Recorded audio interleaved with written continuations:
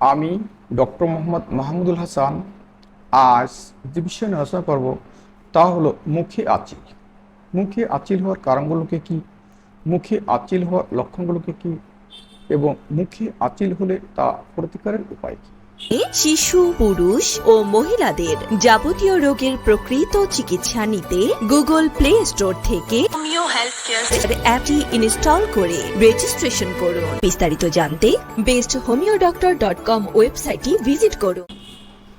মুখে আঁচিল ত্বকের একটি সাধারণ ক্ষতিকর সমস্যা, যা মোটা ত্বকের রং বা বাদামি বা কালচে বৃদ্ধির মাধ্যমে চিহ্নিত করা হয়।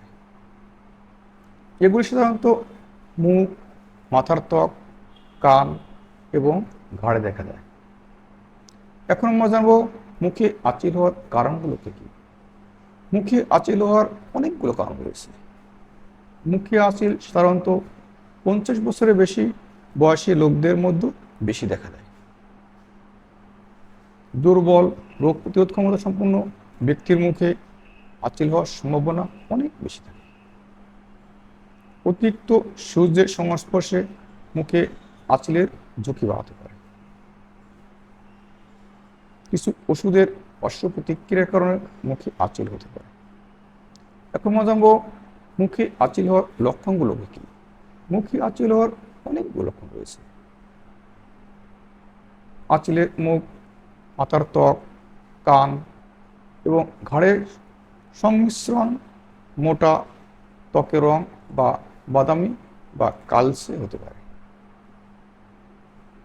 আঁচিলের বৃদ্ধির আকার 1 মিলিমিটার থেকে 3 সেন্টিমিটার পর্যন্ত হতে পারে।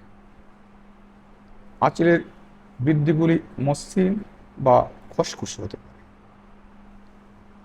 আঁচিলের বৃদ্ধি সাধারণত ব্যথা বা চুলকানি হয় না, তবে কিছু ক্ষেত্রে মুখে আঁচিলে জ্বালা বা চুলকানি হতে পারে।